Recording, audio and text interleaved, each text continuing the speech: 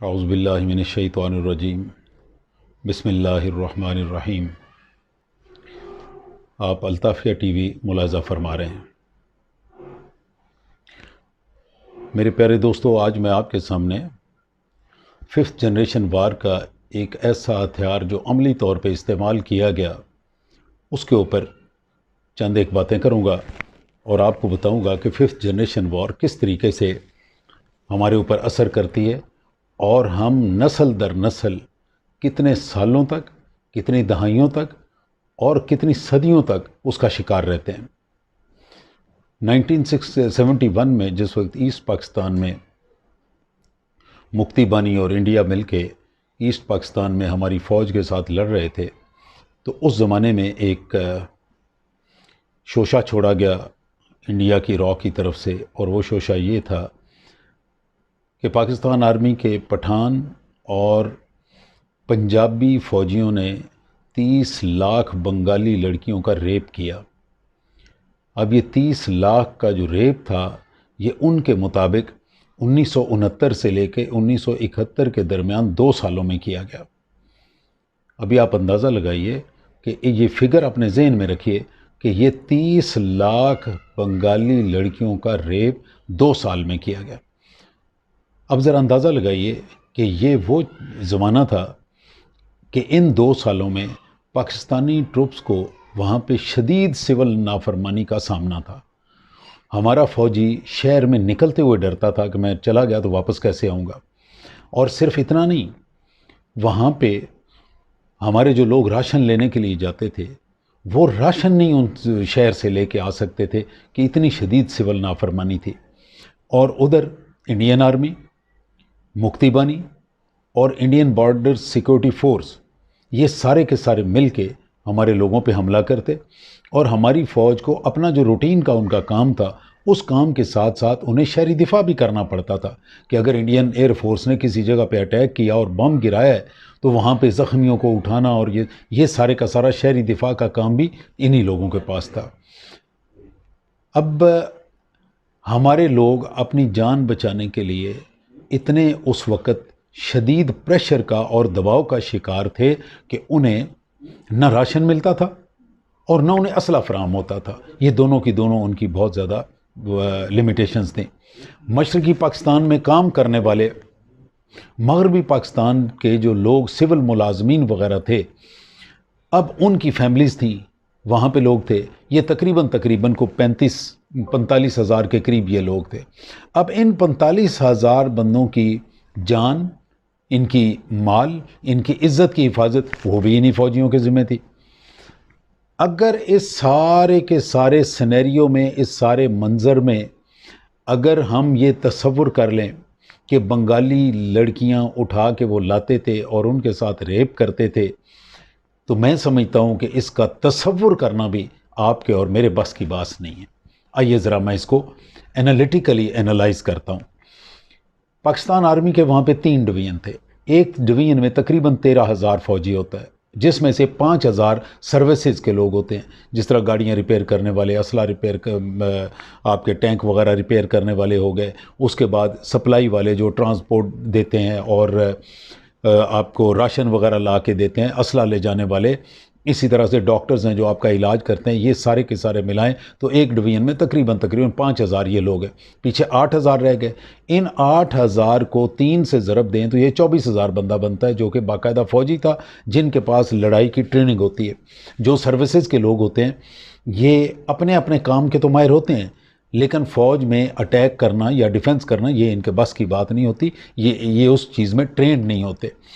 ابھی کچھ لاجسٹک ڈیپوز ہوں گے جہاں پہ اسلحہ رکھا ہوا ہوتا ہوگا یا راشن رکھا ہوا ہوتا، یہ ایسی جگہ ہوں گے۔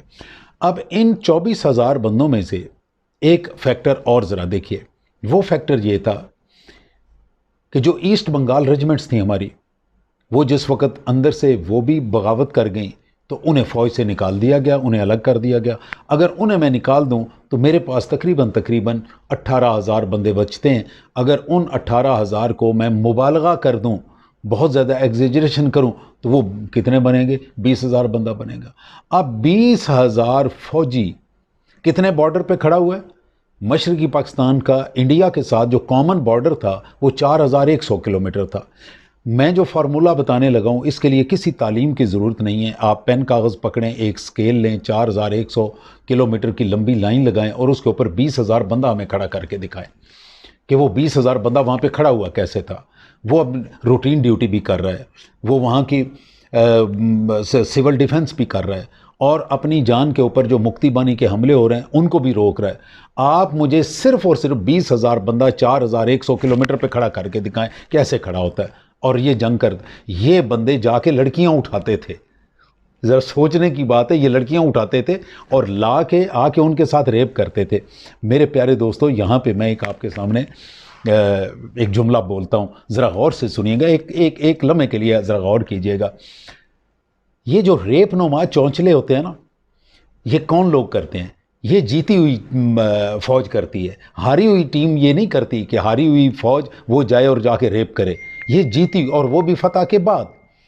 ابھی بوسنیا میں مسلمان بچیوں کے ساتھ جن دنوں میں یہ ویڈیوز آتی تھیں، وہاں پہ جو فوجی نیٹو کے اور باقی فوجی وہاں پہ وہ کرتے تھے، ریپ کرتے تھے بچیوں کا، ان کی ویڈیوز آتی تھی، تو وہ جیتی ہوئی فوج تھی، اور وہ بھی جیتنے کے بعد یہ کام کرتی تھی۔ یہ نہیں تھا ہاری ہوئی فوج جس کو ادھر سے راشن نہیں مل رہا، ادھر سے اسلحہ نہیں مل رہا، ادھر سے مکتی بانی ان کے اوپر اٹیک کر رہی ہے، اور یہ ایسے میں جا کے لڑکیاں اٹھا کے لاتے تھے۔ اگر یہ واقعی یہ اتنا کرتے تھے تو ان کے اوپر لعنت ڈالنے کے ساتھ ساتھ میں ان کے سکون کی اور میں ان کے مورال کی داد دیتا ہوں، جو اتنا کچھ کرنے کے باوجود بھی لڑکیاں اٹھا کے لاتے تھے اور یہ کام کرتے تھے۔ میرے پیارے دوستو، آگے آئیے، ذرا اس کو میں ایک اور طریقے سے انالائز کرتا ہوں، انالیٹیکلی، میتھمیٹیکلی اس کا ایک فگرز کے ساتھ تھوڑی ساری گیم کرتے ہیں۔ آئیے ذرا دیکھیے، یہ بات کرتے ہوئے ذہن میں یہ رکھیے کہ ہمارے جتنے فوجی وہاں پہ 20,000 فوجی لڑنے کے لیے کھڑا ہوا تھا، ہم تصور کر لیتے ہیں انہیں نہ تو لڑائی کا کوئی کام تھا، نہ انہیں کھانا پینا تھا، نہ ان کے اوپر کوئی مکتی بانی اور بارڈر سیکیورٹی فورس کو اٹیک کر، کوئی چیز ان کے ساتھ نہیں تھی۔ ان کا صرف اتنا کام تھا کہ یہ جاتے تھے، لڑکیاں اٹھاتے تھے، ریپ کرتے تھے اور چھوڑ دیتے تھے۔ یہ ذہن میں رہے کہ یہ صرف اور کوئی کام نہیں تھا انہیں۔ ہماری فوج جو تھی، انڈیا کے لوگ آج بھی، اور ہمارے ہاں جو لوگ ان کے پروپیگنڈا کا شکار ہیں، وہ کیا سمجھتے ہیں؟ ان کا کلیم ہے کہ 30 لاکھ بنگالی لڑکیوں کے ساتھ ریپ کیا گیا۔ اب 30 لاکھ کتنے سالوں میں؟ 2 سالوں میں، 2 سال 730 دن بنتے ہیں۔ اس کو 730 سے اگر آپ ڈیوائیڈ کریں تو ہر روز 4109 ریپ ہوتا ہے روزانہ۔ اور کتنے لوگ ہیں جو ریپ کرنے والے؟ 20,000۔ میں ان 30 لاکھ کو 20,000 پہ ڈیوائیڈ کروں تو روزانہ کی جو تعداد بنتی ہے وہ 150 ریپ فی فوجی بنتی ہے۔ ابھی آپ خود اپنی عقل سے اندازہ لگائیں کہ اگر وہ فوجی، کیا وہ 150 ریپ فی فوجی ڈیلی کرنے کے قابل ہے؟ اپنی ڈیوٹیاں بھی کر رہا ہے، راشن بھی تلاش کر رہا ہے، شہر میں گالیاں بھی کھا رہا ہے، یہ سارا کچھ کرنے کے بعد وہ 150، اور اگر میں 1 سال میں لگاؤں تو یہ 300 ریپ پر ڈے بنتا ہے۔